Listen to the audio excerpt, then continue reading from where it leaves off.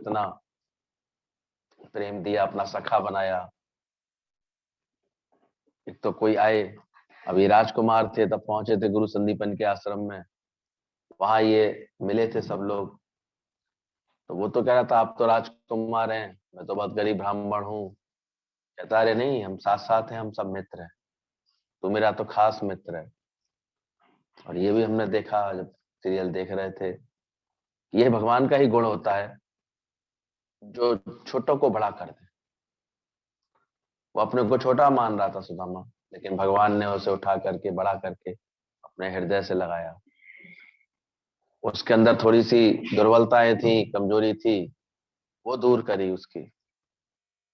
जब वहां से बिछड़े तो ऐसा जैसे एक सच्चा दोस्त दोस्त को आश्वासन देता है, जीवन भर मैं तेरे साथ हूँ, जब भी तेरे को कोई आवश्यकता होगी मेरे पास आना, मैं मिलूंगा। तो ये सब इसके पीछे की बैकग्राउंड थी। सुदामा ऐसे थोड़ी आ गए, लेकिन स्वयं में सुदामा अपने आप में इतने संस्कारी थे कि नहीं, उन्होंने मांगने के लिए जाना नहीं कभी स्वीकार किया। हाँ, मिलने के लिए जरूर आए वो फिर एक बार, और वो भी कोई घोड़ा गाड़ी नहीं, कोई व्यवस्था नहीं, अपने गांव अपने चले वहां से और द्वारकाधीश तक पैदल सफर करते हुए पहुंचे। और फिर अब बारी थी कृष्ण की। उनको भी जैसे ही सूचना मिली कि अरे द्वार पर कोई खड़ा है, अरे द्वारपालों का नहीं आ सके है, मतलब इन सबके पीछे एक प्रेम को महसूस करना। ईश्वर के हर अवतार लीला में प्रेम प्रमुख रूप से है। वो प्रेम कैसा होता है सबको सीखने को मिलता है। कैसा प्रेम तो सुदामा का, और कैसा प्रेम फिर कान्हा का, कि जैसे ही सुना कि वो द्वार पर आ गए हैं तो फिर सब काम छोड़ एकदम से सीधे द्वार की तरफ लपके। और लगभग द्वारपालों ने लौटाल सा दिया था उनको, उनकी वेशभूषा देख करके, उनकी अवस्था देख करके, ये क्या मिलेंगे द्वारकाधीश से। लेकिन खुद पीछे से जाके आवाज देख करके उनको रोका और गले मिले उनसे। सभी लीलाएं पता है हम सबको, कैसे लेकर के आए फिर। अभी कितना अच्छा गुरुजी बता रहे थे कि प्रेम में कितनी एक दिव्यता होती है। एक बार भी भगवान को ऐसा नहीं लगा ये कोई गरीब ब्राह्मण है, ये कोई ऐसे हैं, हालत पूरी तरह टूटी फूटी थी, ऐसे फटे पुराने थे वस्त्र उनके, इस तरह की स्थिति होते हुए भी। लेकिन जब प्रेम देने पर आए भगवान, तो पूरा ही प्रेम दे डाला। खुद जमीन पर बैठकर उनको कहां बैठाला, आसन पर बैठाया। प्रेम का अंदाज, जब प्रेम हृदय में होता है तब ऐसे कोई भाव निकल के आते। नहीं तो आराम से बैठा भी सकते थे, भाई हम भी बैठे हैं, चलो तुम भी बैठो, कोई बड़ी बात नहीं थी। लेकिन वहां तो कुछ बात ही और हो रही थी। एक संसार के लिए आज तक की मिसाल बन गई है वो बात अपने आप। और यहीं तक नहीं रुकी उनकी भावना, प्रेम में बहता हुआ उनका मन तुरंत ब्राह्मण होने के भी नाते और मित्र होने के भी नाते चरण पखारने के लिए देवियां लेकर के आ गई, जल लेकर के आ गई, वो लेकर के आ गई। और कैसे कैसे उनको जो है भेजा, कैसे पहुंच करके उनको आसन पे बैठाला, पानी परात का हाथ छुआ नहीं नैनन से। मतलब प्रेम में अगर उनकी दशा देख करके, उसके मित्रता का भाव देख करके, उसके अंदर की निर्माणता देख करके, उसके अंदर की निष्काम भाव देख करके अगर प्रेम आ रहा है, तो रोने में भी भगवान सच्चाई नहीं। उसके पैरों की अवस्था देख करके ऐसा उन्होंने किया कि कैसे बताते हैं, पानी परात का भी हाथ नहीं छुआ। तो प्रेम का खिलाड़ी है तो बड़ा एडवांस। हम पूछो, हम कहीं भी आते जाते हैं, प्रेम दे पाते हैं या केवल ऐसे ही खड़े रहे आप। गुरु की आज्ञा से भी कहीं गए, कुछ किया तुमने जाने के बाद, संभाली वहां की बात। गुरु पहुंचे और सब अवस्था दिखाई दे तो फिर समझ में आया था ना इसको प्रेम है। जो प्रेमी होगा तो वो पीछे सब संभाल के बैठे, सब अच्छे से और अच्छे से बांध के बैठे। कब अर्पण हो जाएगा, उसको प्रेम होगा तो उसका तन मन धन कैसे अर्पण होगा इस काम के लिए। बाकी तो घड़ी देखेगा, अरे हमें देर हो रही है हम चले, तो उनका प्रेम थोड़ी होता है यार, क्या किया। आने जाने में देरी तो सभी को होती है,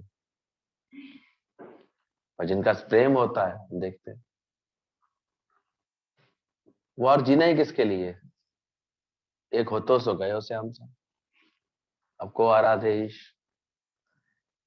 सच्चा जो प्रेमी होता है ना उसकी ये स्थिति होती है मन। तभी गुरु देखता है अपने घर में दामाद के लिए तो तुम्हें इतना भाव फिर भी होता है कि अगर वो 4 घंटे इंतजार करवाएगा तो 4 घंटे घर में लटके रहेंगे, बैठे रहेंगे। उसके लिए तो आ जाता है भाव।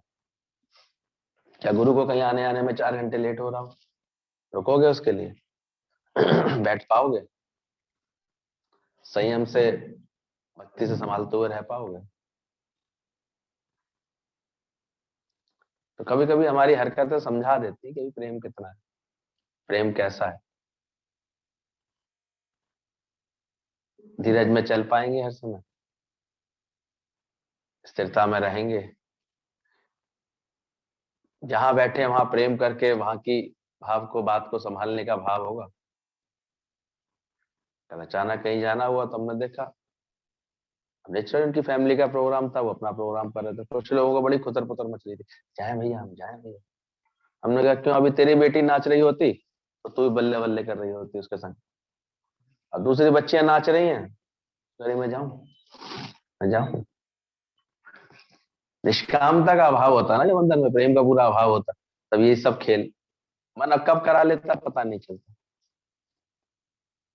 एक दिन भी अगर अपने मन से सोचा है ना, 2 घंटे 2.5 घंटे 3 घंटे, उसके बाद तो गुरु जी कहते थे उसके बाद शुरू होती है तुम्हारे प्रेम की बात। तो वो तुम 3-4 घंटे आकर के मिल गए, इसको नहीं काउंट किया। फिर गुरु अगर किसी आज्ञा से रोके तुम्हें 2 घंटे के लिए, 2 दिन के लिए, 1 दिन के लिए, अब तो हम तो घंटों तक ही उतर आए हैं, वो तो दिन तक रोकते थे, महीनों तक रोकते थे। उनका तो प्रेम ऐसा, करते भी थे और करा भी पाते थे सबसे ऐसा प्रेम कि भुला देते थे सारी दुनिया। क्या करेगा याद करके ये जमाना भूल। अभी देखो प्रकृति से कोई बात आ जाती है तुम स्वीकार कर लोगे, गुरु ऐसे बैठा लेगा 2 घंटे के लिए कि बैठ जाओ, तो इतनी बार मन चलाओगे, इतनी बार मन चलाओगे, और खुद की गाड़ी घोड़े रास्ते में ही खड़ा हो जाए तो क्या करोगे? घंटे 2 घंटे कहने कितना टाइम लगा देंगे। तो खुद पहचानो अंदर में, हम पूरी तरह समर्पित होकर के नहीं चलना चाहते परमात्मा पर, हर जगह अपनी मन बुद्धि पहले से पहले रखते हैं। और यही कारण है कि भगवान दूर सा ही रहता है। लेकिन यहाँ प्रेम की ऐसी पराकाष्ठा थी कि भगवान खुद झुक करके उसके पैर धो रहे हैं, खुद उसके पैरों के कांटे निकाल रहे हैं, दांतों से निकाल रहे हैं। पूछो, प्रेम का भाव अगर होता है तो क्या ऐसा हम भाव रख पाते हैं, किसी के अवगुण को छुपा पाते हैं, पर्दापोश कर पाते हैं, किसी को भी अपने, मेरा ही अपना आप ऐसा समझ कर उसको प्यार कर पाते हैं? जैसे मुझे सुख प्यारे होते ऐसे ही मुझे उसको भी सुख दूं, प्यार दूं, ऐसा अंदर से भाव आता है। इसको भी जीवन में खुशियां मिले, इसको भी जीवन में आनंद आए, ये भाव जब आने लगे ना तब समझना तुम्हारे अंदर दिव्यता आ रही है, प्रेम आ रहा है। इसलिए प्रेम का दूसरा अर्थ कुर्बानी बोला गया। वो कुर्बानी छलके तुम्हारे आचरण में, जीवन में, भावों में, तब महसूस था कि प्रेम है, उससे पहले नहीं। और उसमें भी देखो, खुद उसके संकोच को पहचान लिया, खुद छीन ली उसके हाथ से उपोट ली, और खुद जो है, और खुद ही नहीं अपनी सारी रानियों को भी एक एक करके मिलवाया। तथा मैं तो एक पत्नी के कारण इतना परेशान हूं, तेरी इतनी सारी कहां से है? कहता ऐसा करते हैं, तुम मेरा हाथ परमानेंट ऐसे उठवा दे और सबको ऐसे आशीर्वाद दिलवा दे। ये तो एक एक करके आएंगे तो बड़ा टाइम लग जाए। तो हास्य विनोद भी होता है दोस्तों के बीच में, प्रेम भी होता है जहाँ प्रेमी होते हैं, बात भी होती है, लेकिन समर्पण भी पूरा। समर्पण ऐसा कि सोचो, एक मुट्ठी खाई तो कौन सी जिसको पूरी सृष्टि का राजा बना दिया, दूसरी में उसको अंदर के आनंद का खजाना दे दिया सारा, तीसरी को तो रोक लिया उसने, नहीं तो सारा त्रिभुवन उसको देने वाले थे। यानी देने में भी इतनी उदारता जब आ जाए, स्वभाव आ जाए। ये तो आदमी हर जगह नाप तौल करता रहता है, उसकी हर चीज बड़ी कैलकुलेशन से चलती रहती है। प्रेम नहीं होता है, इसके लिए इतना करें, इतना ही ठीक है, इतना ही अच्छा है, ऐसे ही ठीक है। जब प्रेम होता है तो देखो, हम देखते हैं इसके अंदर में भाव होता है, समर्पण होता है, फिर उसे कीमत नहीं दिखाई देती किसी चीज की। देते समय उसे कीमत कहाँ से दिखाई दी, उसे तो सिर्फ अर्पण करना होता है कि कुछ तो मेरे हाथ से ले ले, कुछ तो मेरे हाथ से कौन, कुछ तो मेरे से ग्रहण कर ले, फिर नहीं कुछ दिखाई देती। तो ये प्रेम एक ऐसा भाव है, ये सब कुछ अर्पण करने में तत्परता दे देता है। इसलिए देवी स्वरूपों को नमन किया जाता है कि शादी के नाम पर कैसे वो अपना सर्वस्व अर्पण करती है। इसलिए जिम्मेदारी बन जाती है ससुराल की कि वो उसके भावों को सही तरह से, उसको कदर भी करे, उसको सही स्थान भी दे, उसको बढ़ावा भी दे, उसके जीवन को अच्छा से। यह उनकी जिम्मेदारी, वो तो ऐसा भाव लेकर के जाती ही है। कोई बहुत ही जो है नक्सली हो, बात ऐसी, उसकी दिमाग खराब हो, बहुत ज्यादा अपने मायके मायके का भूत चढ़ा हो, उसकी बात अलग होती है, लेकिन आमतौर पर ऐसे ही जाती है। इसलिए 7 साल तक सरकार ने उसके हाथ में दिया, उसके हक में दिया हुआ है कि अगर इसे किसी तरह का कष्ट मिला, इसे किसी तरह की भी दुविधा मिली, असुविधा मिली, तो वो जिम्मेदारी लड़की की नहीं मानते, किसकी मानते हैं? वो जानते हैं कि इनके आचरण में कहीं कमी रही होगी, इन्होंने प्रेम देने में कहीं गलती की होगी, इन्होंने जरूर कुछ ऐसे शब्द बोले होंगे, इससे इसका मन खराब हुआ, इसलिए पहले दोष उन पे आता। हाँ, 7 साल के बाद वो फिर ये भी अनुमान लगाते हैं कि कुछ तो ये चंडी रानी ये भी है, कहीं ना कहीं ये भी मर्यादा नहीं निभाती ठीक से, समझ से नहीं चलती। इसलिए संसार तो तुम लोगों को बहुत पसंद है, इसके बिना तो रह नहीं सकते, भगवान तो लास्ट में चाहिए। बुढ़ापे में टूटे फूटे से आके बैठते हैं, अब हमें भगवान चाहिए, तब नहीं मिलेगा। हाँ, कह देना अपनी सासू माँ से, बोले अभी मुझे जाने दो, मैं थोड़ा बहुत ले भी लेके आ सकती हूँ भगवान को, वो मेरे को मिल सकता है। जितनी उम्र गई, बात गई, चली जाती। इसीलिए बोला गया बचपन का सीखा जवानी में सीखता संभालता हुआ, ये आगे कर सकता है, बढ़ सकता है। कोई भी अच्छी विद्या अब बुढ़ापे में नहीं सीख सकते, बुढ़ापे में तो काम चलाओ काम होता है। कहते हैं बस चांदी कट रही, चलो शांति से बैठी तो घंटे 2 घंटे शांति तो रह लेती, सत्संग आ जाता। लेकिन जो छोटी उम्र में आते हैं सत्संग, बोला उनके लिए हीरे के समान, वो फिर ठीक से बात समझ लें, अपने आचरण को ठीक कर लें, तो सारा जीवन उनका बहुत अच्छा चल सकता है, बहुत अच्छी तरह चल सकता है। इसलिए ध्यान देना, प्रेम किए बिना तुम किसी को जान नहीं सकते हो। प्रेम एक विशालता का नाम है, प्रेम के बिना जीवन बेकार है। जिसमें स्वार्थ नहीं है वही प्रेम है, और जिन प्रेम किया तिन्हीं प्रभु पाया। जो दूसरों से प्रेम करता है वो अंदर अंदर नई शक्तियों से भर जाता है। जहां प्रेम नहीं, वहां खुशियां नहीं, वहां जिंदगी नहीं। इसलिए गुरु बार बार इसी प्रेम को तुम्हारे ठीक करना चाहता है, और उसके लिए तुम्हारे मन का जो टूटा रिकॉर्ड है ना, अटक गया, अरे ऐसे हैं ऐसे हैं ऐसे, कोई कैसे नहीं, कोई बुरा नहीं है। कौन से मन के वास्ते? हम ही नहीं चंगे बुरा नहीं कोई, सिर्फ हमने ठीक से नहीं ली बात को, बस देखा नहीं। इसलिए ज्ञान देखो, ऐसे प्रेम प्रेम बोलना एक अलग बात है, पर प्रेमी होना ये अलग बात है। प्रेम में तो कब कुर्बानी हो जाएगी पता नहीं चलेगा, तुझ पर मर मिटेंगे और तुझको खबर ना हो। कैसे उसके, वो कैसे सुखी हो, कैसे आराम में हो, ये सहज भाव आएंगे तुम्हारे अंदर। दूसरे को सुख देने का भाव सहज आएगा। I may die that you may live. So दादाजी भी कल ही संदेश दे रहे थे कि जब तक ये भाव नहीं आया, गीता भगवान ने जो अपना आदर्श दिखाया था, आई मे डाई, क्यों मैं मरू भी भले ही चाहे, लेकिन तुम जियो। तो उसके जीने के लिए वो ऐसे करेगा ही करेगा, ऐसा उसका भाव दिखेगा ही दिखेगा हमेशा। वो झुक जाएगा, मुड़ जाएगा, नम्रता कर लेगा, मुड़ जाएगा हमेशा, लेकिन प्रेम को जीतेगा हमेशा।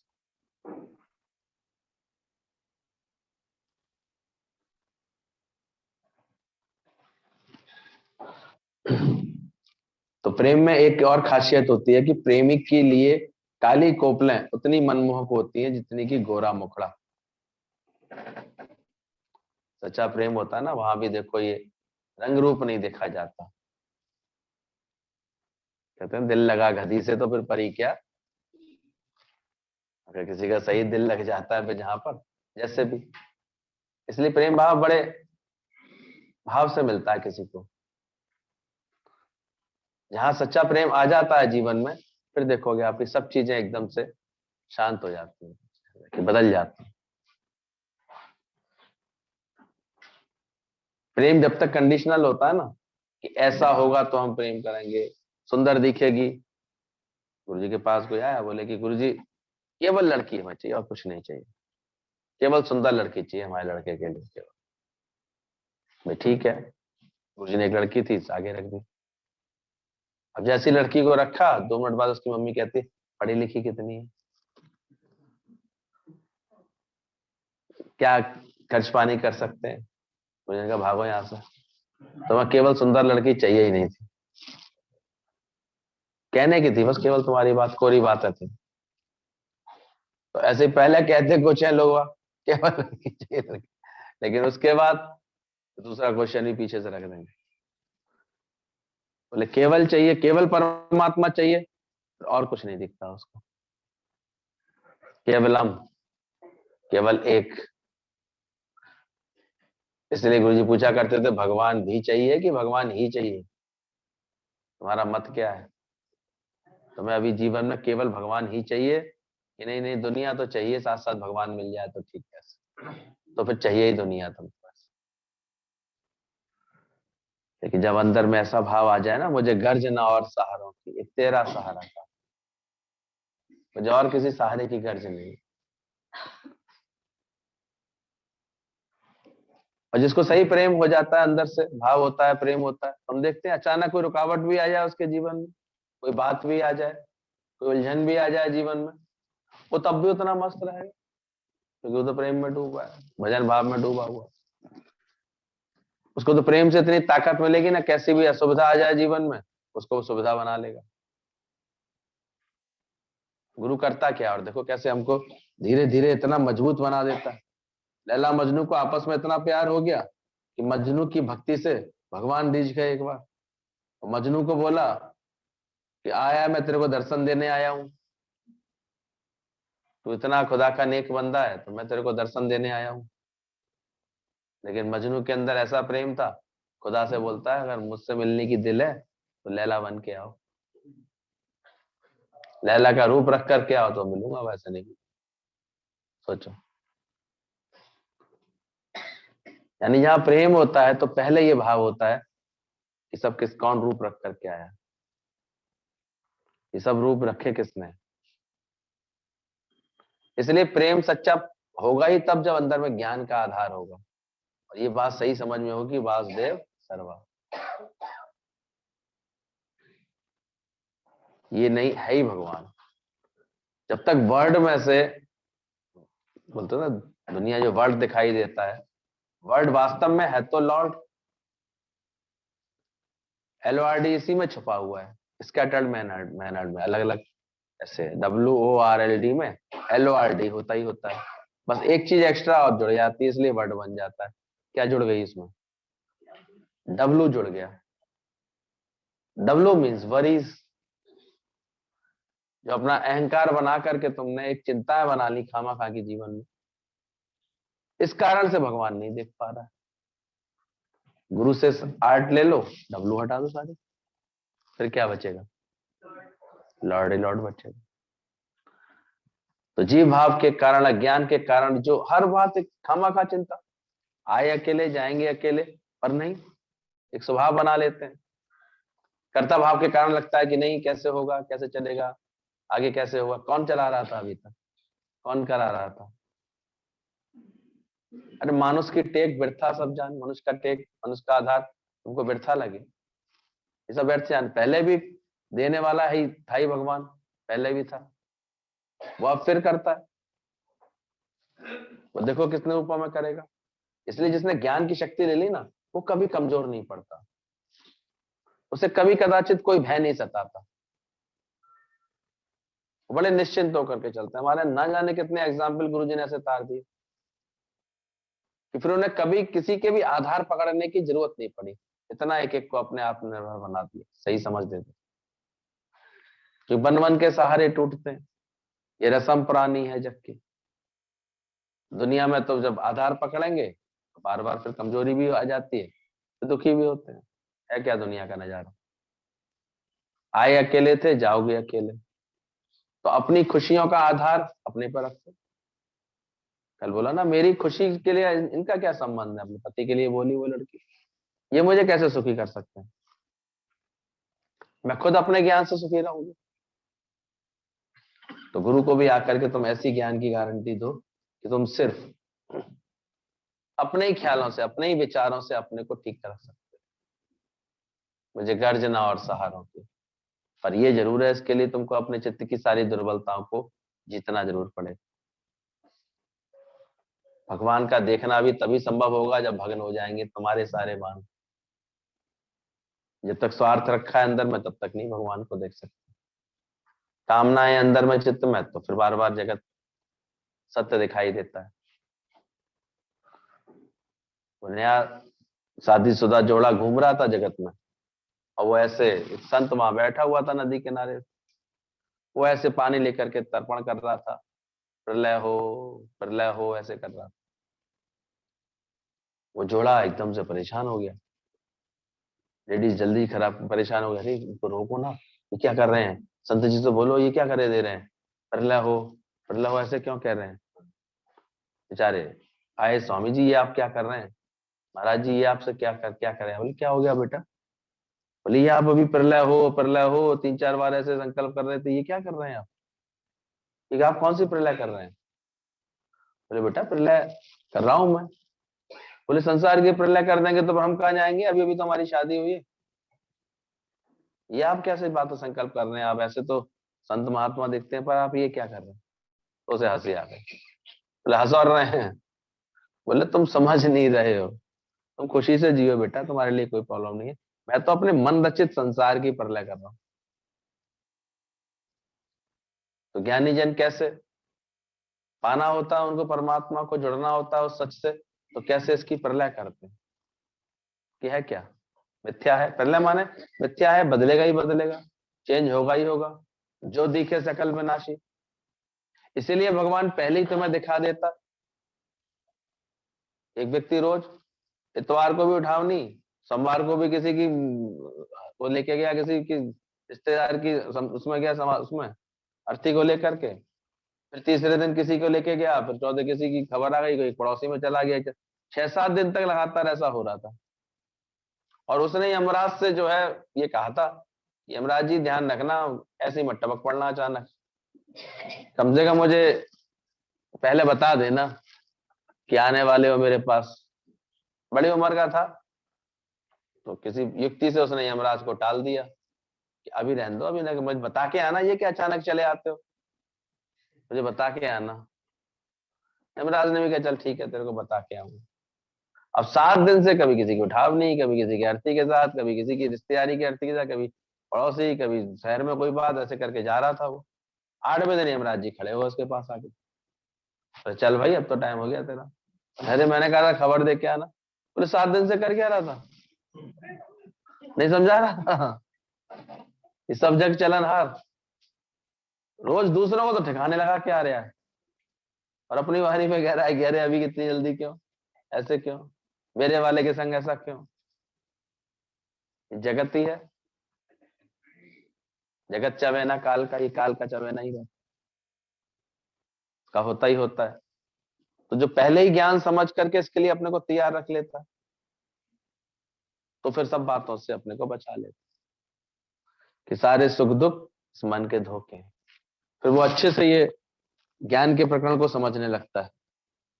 आज का सूत्र है 7वें प्रकरण का, मुझ अंतहीन महासमुद्र में विश्व रूपी नाव अपनी ही प्राकृत वायु से इधर उधर डोलती। सब में गौर करने की सबसे बड़ी बात यह है कि पहले अपनी पहचान तो लो कि तुम कौन हो, तो कौन कहां से आया है, हु आर यू। इतनी बार सुनाया भाई, पूछेंगे तू कौन है, बूंद कौन हो तुम, अभी तो रटसा गया, खैर सुनते सुनते। लेकिन ये पक्का हो जाए बिल्कुल, बूंद का दूर दूर तक हमारे से कोई संबंध नहीं है। ऐसा होता है बिल्कुल जैसे पड़ोस, जैसे खिड़की से बैठ करके दूसरे लोग देख रहे हैं तो उससे कोई मतलब थोड़ी रहता है। ऐसे ही ज्ञानी जो है शरीर को ऐसे बूंद करके जानता है और खुद को क्या जानता है, मैं सागर हूं। यही है ब्रह्म का बोध होना, मतलब इस सच का बोध हो जाना कि मैं कौन, मैं आकाशवत हूं, मैं महासागर हूं, मैं समुद्र हूं, ये मुझ में भास रही है, मैंने ये धारण किया हुआ है, सब भूत मुझ में है, मैं सब भूतों में हूं। किसी भी तरह से हर बात का मर्म एक ही निकल के आता है। आज भी वही बात कह रहे हैं वो कि मुझ अंतहीन महासमुद्र में, मैं तो अंतहीन महासमुद्र हूं। अब इसमें क्या है, ये विश्व रूपी नाव। अब सोचो तेरा रूप कितना विशाल है, सारा विश्व क्या है, इस सागर में डोलती हुई एक नाव। नाव का अस्तित्व क्या होगा, कितनी बड़ी हो, बड़ी से बड़ा बेड़ा भी होगा तो कितना बड़ा होगा। चलो टाइटन की बात कर लें, 4-5 हजार लोग रह सकते हैं उसमें एक साथ, तब भी सागर से तो कितना छोटा होगा वो, कि अंत में कहां समा गया। तो ये समझो तब कब का ये लिखा हुआ कितनी सुंदर समझ के साथ कि मुझ अंतहीन महासमुद्र में ये संसार विश्वरूपी नाव अपनी ही प्राकृत वायु से इधर उधर डोलती है। ये जो नाव ऐसे चलती फिरती भटकती ऐसी दिखाई दे रही है ना, ये अपनी ही वायु उसने उत्पन्न की हुई है, संकल्पों की, प्राकृत प्रकृति में जो वायु चल रही है उस कारण ये ऐसे चलायमान दिख रही है। और मुझे इसमें बोला मुझे अहिष्णुता नहीं है, मुझे इसमें से इससे कोई विक्षेपता नहीं है, मुझे इससे कोई, मैं प्रभावित नहीं होता कि अब चाहे यूं जाए चाहे यूं जाए, चाहे लाभ आ जाए चाहे हानि आ जाए, चाहे जन्म आ जाए चाहे मरा आ जाए, चाहे कार्य सिद्धि हो जाए चाहे सिद्धि हो जाए। तो नाव है तो विश्व में तो तरह तरह के खेल चलते रहेंगे। एक हल्का सा ही झटका सा लगा, देखो दिल्ली वाले सब ऐसे कह रहे थे झूमर हमारा झूम रहा था, मैंने कहा अच्छी बात है तो झूम रहा था, थोड़े से उसमें इतना आ सकता है, क्या कर सकते हैं। पता है इसका कि कब कौन आकर के कैसे खेल हो जाए, कैसे बात बन जाए, कौन सी अचानक की घड़ी हो अधूरी तुम्हारी। तो ये बात समझ में जब आ जाए कि सारा जगत क्या है, ये सारा विश्व है नाव, और किसमें विचरण कर रही है, मुझ महासागर में, मैं अंतहीन महासमुद्र में, ये नाव जैसे सारा विश्व डोलायमान है, इसमें चल रहा है। अभी इसमें जो जो हो रहा है वो मेरा खेल है, मैं तो देखने वाला हूं। मेरे से उत्पन्न है संसार, चंदा सूरज विद्युत तारा, सब मुझसे उत्पन्न है संसार। इसलिए ज्ञानवान का चित्त जो है धीरे धीरे उस चिदाकाश को पा लेता है, उस विशालता को पा लेता है कि फिर उसके चित्त में कोई भरम, कोई दुख, कोई बात, कोई ऐसी चीज सब खत्म हो जाती है। बिसर गई सब तात पराई, पर कब? जब से साध संगत मैनू पाई, जब से मुझे मिली है। इसलिए कहता हूँ सत्संग आके बैठो, तब मैं गारंटी लूंगा, महीने 2 महीने बाद देखना तुम खुद ही इन बातों में इतना इंटरेस्ट आ जाएगा, इतना मन लग जाएगा, इतनी समझ में आ जाएंगी ये बातें, खुद कहोगी कहाँ था दुख, किसको दुख कह रही हूँ बैठ करके, और खुद समझ में आ जाए। ऐसे नहीं, क्योंकि दुख ना उतरे ज्ञान बिन। पर दुख तो इस बात का ज्यादा है कि हम ये बात समझने में बहुत आनाकानी करते हैं, कहते हैं अच्छा दुखी, वो दुख लगना ही बंद हो जाएगा तो फिर क्या फायदा जीने का, यहां तक सोचते हैं। सारे मैं बेच दूंगी फिर सारे संतरे, तो फिर पूरे दिन क्या करूंगी? पूरे दिन मुझे दिखाना भी तो दुनिया को ऐसे। कितने लोग इस वजह से ज्ञान से कतराते रहते हैं, कहते हैं वास्तव में अगर ये दुख मिट गए सारे तो फिर मैं क्या करूंगी? अभी चार की सिंपैथी मिलती है, चार लोग पूछते हैं, वास्तव में बंद हो जाता है फिर। ज्ञानी ज्ञानी से आके पूछोगे आप, कोई दुख है कि आपको पूछ सकते हो उससे? कोई आके हमसे तो एक ने नहीं आके, अरे तुम्हारे पिताजी चले गए, एक ने आकर के नहीं कोई सहानुभूति दिखाई। अरे सुना तुम्हारी दादी मर गई, किसी ने नहीं आके बोल पाया कोई। या हर समय हम लोग इतने सत्संग में आनंद में बैठे रहे, और हमें अंदर से कदाचित कोई इच्छा भी नहीं थी कोई एक बार ये भी कहे। अपने ही जीते जी पूरा प्यार लिया दिया, खुशी रखी, आनंद रखा, गए तो टाटा किया। तो दुख सारे किससे उतरे? ज्ञान से उतरते। फिर कैसी भी हालत चल रही है जगत में, ये संसार विश्व रूपी नाव कैसे भी डोलायमान हो रही है, ज्ञानी के मन शांत, वो शांत है। आनंद ऐसा वाला नहीं कि वो कोई उसे कोई इसे, ये भी अशिष्टता थोड़ी होती है ज्ञानी के अंदर की, काल मान लो कोई यही दुख का वातावरण है तो वहां बैठ करके कोई हंस रहा हो, पर अंदर से जानता है ये सब मिथ्या है, सब बदलने वाला है। इसलिए उसने मन रचित संसार की प्रलय की हुई है उसमें, इसको भुलाया हुआ है इस अंदर से। वो अंदर से जानता है कि मैं शांत हूं, वो अंदर से बिल्कुल स्थिर है। सारा उपद्रव अशांति आदि लहरों तक ही सीमित है, समुद्र गहराई से प्रभावित नहीं होता। इसी प्रकार मनुष्य की सारी अशांति का कारण उसका मन है। मन में ही कामनाओं वासनाओं की लहरें उत्पन्न होती हैं। यह मन का स्वभाव है। जो नहीं है उसकी मांग है, जो है उसमें संतोष नहीं है, ये इसका स्वभाव है। जो प्राप्त हो जाता है उसमें संतोष नहीं आता, और अधिक चाहिए। कोई धन पाने के लिए अशांत है, कोई पद पाने के लिए अशांत है, कोई सम्मान पाने के लिए, कोई धार्मिक व्यक्ति ईश्वर और मोक्ष पाने के लिए अशांत है, पर है अशांत सब। वो इसके लिए शांति रखते हैं। एक तत्वती केवल एक निरभिमान होता है, उसी को पूरी शांति रहती है। इसके लिए भी शुक्राना करना, गुरु ने हमें सीधे सीधे तत्व ज्ञान का बोध कराया। अशांति पूरी तरह से नाश होती है। अगर भगवान को पाना है ये भी इच्छा है ना, तब तक शांति नहीं आएगी। पाना क्या है? मिला ही पड़ा है, इसको पाओगे कैसे तुम? सो प्रभु दूर ना है, सो तू है। बस अपना मूल पहचान, तो अपनी ताकत में आ जाओ। वो कितना हर काम, बस खुद ही अपने मन से संकल्प कर लेते हैं हम कमजोर हैं, और फिर कमजोरी महसूस होती रहती है, जबकि है कुछ नहीं। ख्याल है तुम्हारा मन, तो ना मन के ही कारण सारी कामनाएं वासनाएं तरंगे उठती रहती हैं। खुद ही अपने इच्छा रूपी पत्थर मारते रहते हैं, फिर लहरें उत्पन्न होती रहती हैं, उससे उलझते रहते हैं। ठीक से एक बार अच्छे से गुरु के शरण में बैठ करके इस निश्चय के साथ बैठे कि अपनी तो पूरी बात समझ गई, उठनी है, पक्का करके ही उठना है। ऐसे मुझे अपने चित्त को बनाना है। फिर जो सच्चा प्रेम भी तभी आएगा गुरु से, अभी नहीं आता।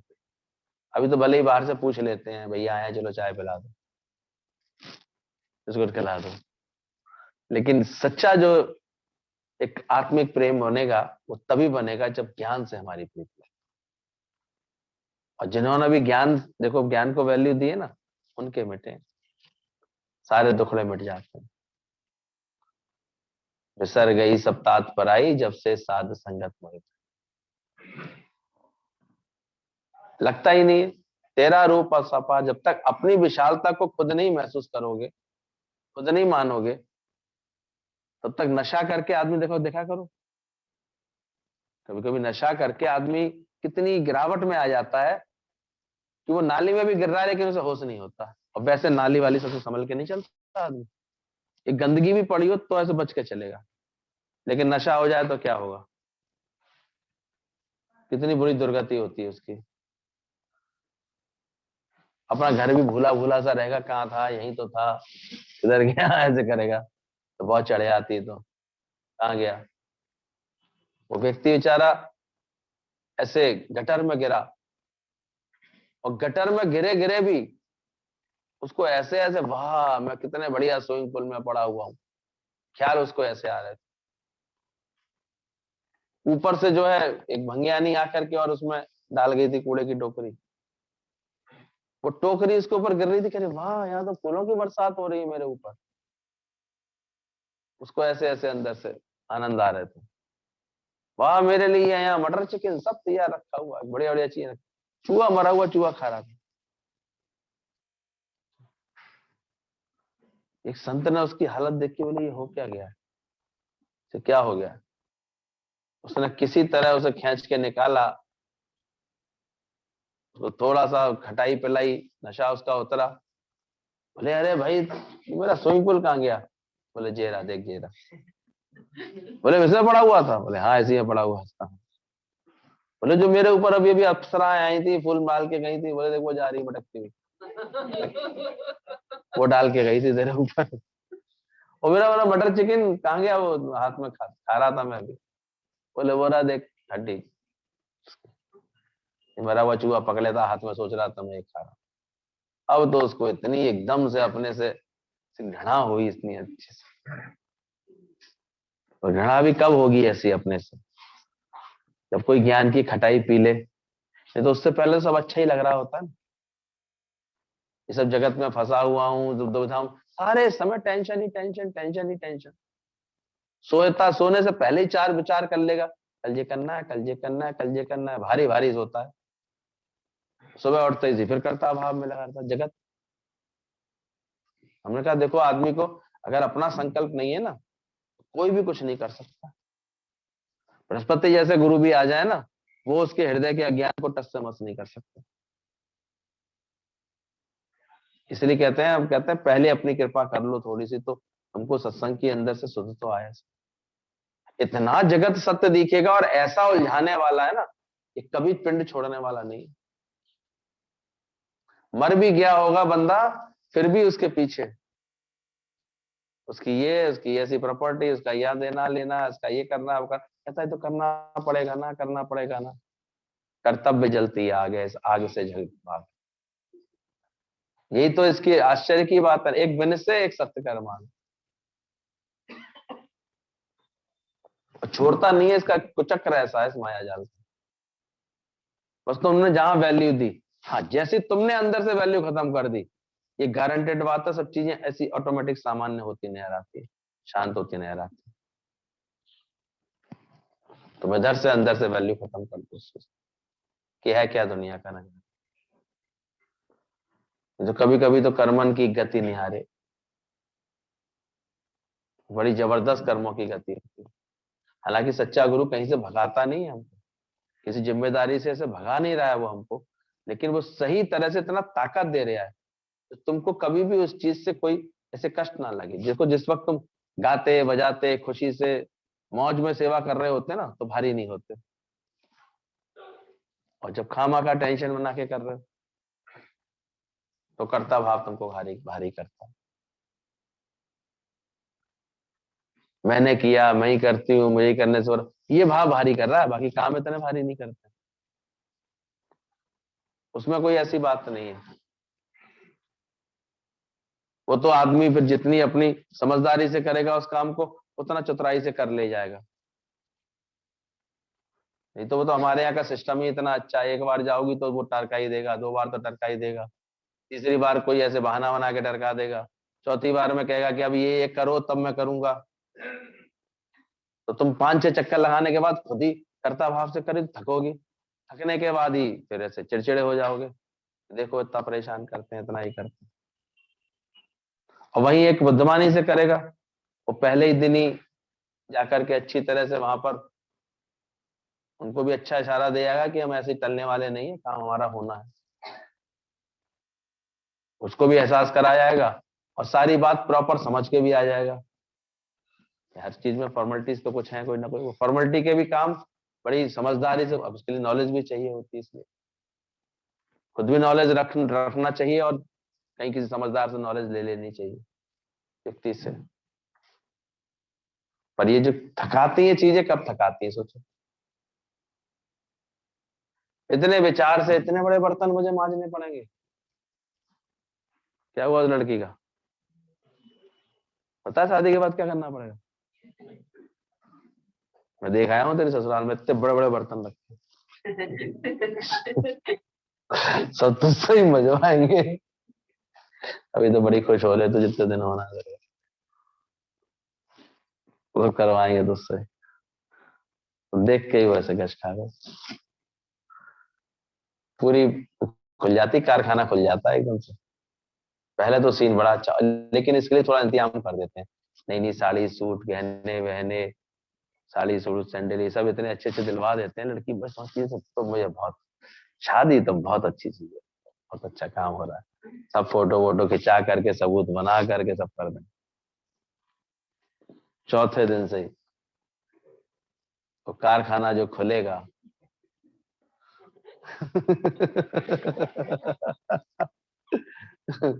वो धीरे धीरे पहले तो प्रेम में ही पकड़ता जाएगा मन, सारे कारखाने को ऐसे करता है। बहुत लॉन्ग रूट हो जाता है, इसलिए गुरुजी कहते थे कि हम किसी को मना नहीं करते हैं, लेकिन वो खुद विवेक उसका जागृत हो, वो भगवान की राह पर लॉन्ग रूट से जाना चाहता हो, किसी किसी का तो इतना लॉन्ग रूट की फिर उसे मिलता ही नहीं है वहां से रूट, तो लॉन्ग ही लॉन्ग हो गया वो तो। और नहीं तो जो भगवान की राह पर चलना चाहे वो शॉर्टकट भी मारता है। कल कितना हम देख रहे थे, भले ही ऑनलाइन पे ही चल रहा है आजकल सब जगह, लेकिन सब शहरों ने इतनी सुंदर सुंदर प्रस्तुतियां भेजी थी अपनी, अच्छे अच्छे भाव थे। लखनऊ में भी जो लड़कियां थी दो चार छह, उन्होंने भी इतनी उमंग से डांस वांस करके वहां पर वैलेंटाइन बना रहे थे।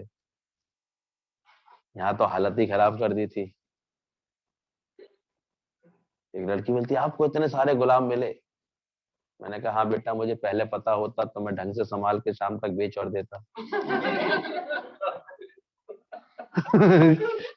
ये सुबह किसी ने आइडिया नहीं दिया, जब इतने आ गए और सब वेस्ट हो गए बैठ गए, यार हमने तो तुरंत तुरंत सप्लाई भी कर दिए थे, जैसे आए वैसे गए, हमें क्या लेना देना। लेकिन इसकी बात पर लड़की बच्ची कोई आई थी, उसकी बात सुनकर मुझे मजा बहुत आया। मैंने कहा आपको इतने गुलाब दे रहे हैं, दे रहे हैं तो दे रहे हैं, बेचारे दिल तो दे नहीं पाते, गुलाब दे के ही काम चला लेते। पर हकीकत क्या है, दिल है अमानत सदगुरु की, दिल दो एक को, वो भी दो नेक को। तो कोई मंदिर का प्रसाद मत बना देना जो बांट दो अनेक को। किसके पास रहने का दिल तुम्हारा? हुँ? दिल तो दिलवर की जगह, बात ये कोई क्यों भूलता, और जो ना बसाए दिलवर को जीवन को। तो गुरु का हाथ पकड़े रहना, साथ पकड़े रहना, वरना तो रोज रोज न जाने कितनी ये बातें सुनने को आ रही हैं। कैसे सोचा कुछ होता है, निकलता कुछ है, बाद में बात कुछ और दिखाई दे रही है। पहले ही अपने पैरों पर इतना मजबूत होके जाना, इतनी समझदार होके जाना, जहां भी परमात्मा रखे अपने ज्ञान की, पहले गीता भान ने पहले इस चीज को आगे रखा, ये मेरे अपने एक डेढ़ घंटा मुझे अपने लिए, बाकी दिन भर सेवा करूंगी पर ये मेरे अपने उद्धार के लिए। अकेली थी लेकिन अपने दादा के लेटर्स पढ़ना, वाणियां पढ़ना, ये एक घंटे का अपना नियम, जैसे और पूजा पाठ को अपना नियम बनाते हैं ना, उन्होंने इस चीज को अपना नियम बनाया था। तो शुरू में तो सास को लगा ये क्या करती है, और रोज इसके पास एक लेटर आता है और इसका एकमात्र खर्चा है ले दे करके, बस यही है कि ये भी लेटर लिख के भेजती। सब लेटर्स चलते थे, वो अच्छे होते थे, लेटर में पूरा दिल निकल के आता था। पूरे भाव, गुरु भी पूरे भाव भेजता था तो वो भी पूरे दादा के पास से आते। और जो एक लेटर आया था वो एक तरह के शास्त्र होता था, उसके अर्थ खोलना, उसके पढ़ना, उसको लिखना। आज भी कितने लोगों को लेटर यहाँ से जाते हैं, पर लेटर से हम देखते हैं अच्छा आदान प्रदान हो जाता है भावों का। फोन पर तो आप देखो कितनी देर किसी से बात करेंगे, टाइम भी नहीं है आजकल लोगों के पास, पूरी बात भी नहीं हो पाती। लेटर में हम दिल की बात पूरी लिख सकते हैं अच्छे से। तो पहले हम लोगों का ये सत्संग गीता भगवान का लेटर्स के थ्रू ही चलता था। प्रेमियों के लेटर उनके पास आते थे और फिर वो पूरा अपना समय निकाल करके लेटर्स लिख करके, भगवान कहते थे हमको रात को 9 11 11 12 12 1 1 बजे तक लेटर्स वो हमें लिखने के लिए देते थे। हम लिख करके फिर शहर शहर में पोस्ट करते थे। रवाड़ियां होती थी, ये होता था, पूरा पूरा बंच पहुंचता था। और एक बार पहुंच जाता वो हफ्ते हफ्ते भर की पूरी डोज होती थी हमारे, उसी को रिवीजन करते थे, उसको पढ़ते थे। तो गीतावान ने वही काम किया और उस संकल्प से उनको घर में ही बैठे, आप सोचो उनकी मुसिया सास जो नीचे योग वशिष्ठ पढ़ती थी वहां प्रकट हो गई वो अपने आप। हमको अकल होनी चाहिए खुद की। घर में सभी तरह के, सभी उम्र के लोग होते हैं, कुछ धार्मिक प्रवृत्ति के भी होते हैं, बड़ी उम्र के होते हैं, वो करते, उनके धर्म कर्म के सेवाओं को जो भी कार्य वो करते, उसको हम जब ज्ञान का रंग लगाने लगते हैं तो हमारा रास्ता खुलने लगता है। वहीं ऐसा बैठ करके उन्होंने एक बार योग वशिष्ठ का ऐसा अर्थ खोला कि उसके बाद से सब प्रेमी कहते हैं उसे बुलाओ, अपनी बहू को बहुत अच्छा कल बताया उसने इतना अच्छा सत्संग बताया। और पहले उन्होंने अपने को इतना गढ़ तो लिया। हम तो अभी एक दृष्टांत भी ढंग से नहीं सुना पाएंगे, क्या होगा फिर तो यही उधर उधर की बातों में तो जाएंगे, बैठे रहेंगे, टाइम वेस्ट करते रहेंगे। दो बातें सत्संग की भी ऐसे पटर पटर सुनाएंगे, ऐसे ढंग से सीरियसली नहीं सुना पाएंगे कि सिंसियरली हम समझा पाए किसी को कोई बात कि ये बात सही है, ऐसे सही होता है, इसे ज्ञान कहते हैं। इसलिए गुरु कहता है कि तुम पहले अपने सिंसियरिटी से अपना ज्ञान पक्का कर लो, नहीं तो तुमको फिर भटकाने वाले बहुत लोग हैं। संकल्प की सृष्टि बनेगी बनेगी, जगत की इच्छाएं होंगी तो इच्छाएं बनेगी। और गीतावान का संकल्प कितना ऊंचा रहा होगा सोचो। श्याम डैडी ने वर्ल्ड में टूर के लिए भी टिकट भी लेकर के आए, लगता ही था उनको, वो बाहर रहते थे, चलो इस बार तुमको भी ले चले, वहीं से हम इधर उधर भी आसपास के शहर भी तुम्हें घुमाएंगे। ऐसे इतने प्रेम से एक ही बात बोली, बोले तुमने तो वादा किया था कि मेरी खुशी में ही अपनी खुशी में लाओगे। बोले हाँ, लेकिन तुम्हें घुमाना है इसलिए मैं टिकट लेके आया हूँ। बोले मेरी खुशी पता है किसमें? बोले किसमें? बोले मेरी खुशी है दादाजी जा रहे हैं मैथुरान, मैं जाना चाहती हूँ वहां। अब आए थे 5 साल बाद लौट करके, तो कहते हैं चलो वहां पर चलना है, वहां ज्ञान यज्ञ होगा, पहले ज्ञान यज्ञ समझना है। कहते हैं वर्ल्ड टिकट, वो उसकी टिकट कैंसिल कराई, उस पैसे को लेकर के मैथेरान पहुंचे दोनों लोग, श्याम रेड्डी और गीता भगवान, गुरु का संघ के लिए पहुंचे, इतना संघ का शौक।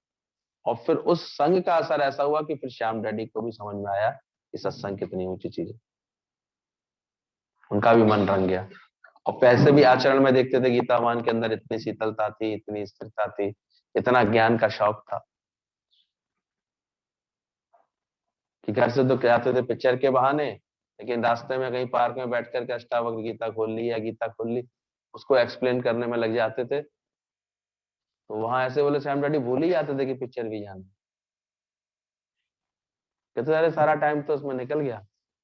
बोले वहां बंद उसमें बैठ करके कौन सा हमको कल्याण होता, यहाँ कम से कम ज्ञान से दिल, और इतना ज्ञान से दिल उनका लगा हुआ था ना। अभी तो क्या तो संकल्प करते हैं बच्चे, क्या क्या उनके मन की वृत्तियां होती हैं, क्या है, बाकी ठप्पा लगवाते हैं खामा खा गुरु से, क्या ठप्पा लगा के क्या फायदा हो जाए। तुम अपने अंदर ज्ञान का इंप्रेशन छाप लो अच्छे से। हमें आगे तुम लड़के की फोटो दिखाओगे, हम क्या कहाँ से भगवान देख रहे हैं, हम उसे कैसे बुराई करेंगे, क्या खराबी देखेंगे उसमें? तुम अपने अंदर देखो, तुम्हारे अंदर सच के लिए कैसा शौक है। बाकी तो दुनिया में सब फजीते हो ही रहे हैं, सब फंसते ही हैं। हमारे सामने तुम्हारे गुरु का आदर्श है, उसको देखो, और ज्यादा दूर नहीं देखो, हमको ही देखो। शादी भले ही हुई है, लेकिन सबसे तब से काम क्या चल रहा है 35 सालों से? किस काम में लगे हैं रोज? एक भी दिन सत्संग के बिना जाता है? दोनों टाइम सत्संग के बिना छूटते हैं? क्या आगे रखा है? पहले ज्ञान को आगे रखना पड़ेगा। फिर गुरु से ऐसा प्रेम की और कहीं आना जाना सब छूटा ही हुआ था, भागे दौड़े तो लखनऊ केवल। पहली बार अगर अंजना को लेके कहीं गए तो लखनऊ, दूसरी बार गए तो लखनऊ, और तीसरी बार गए तो बाकी लखनऊ वाले ने जा जा घुमा दिया, वो बात अलग है। हमें तो और कोई जगह आती नहीं थी। फिर वो गुरुजी घुमाते थे, हमारा काम था उन तक पहुंचना, बाकी भाव पूरे करना। गुरु करते थे सारे भाव पूरे, जो समझते थे। तो इसलिए समझ लेना इस बात को, अपने संकल्प की ही सारी सृष्टि बनने वाली है। इसको मोटे मोटे अक्षरों में लिख सको तो लिख लो। सारी सृष्टि कौन सी बनेगी? अपने अंदर भय रहेगा, बात रहेगी, तो वैसी सृष्टि वैसी तैयार हो, कमजोरी वाली सृष्टि। अंदर में हम जैसा संकल्प करेंगे वैसी सृष्टि। इसलिए तेरे हाथ में है जीवन बनाना, हीरा कौड़ी के लिए ना।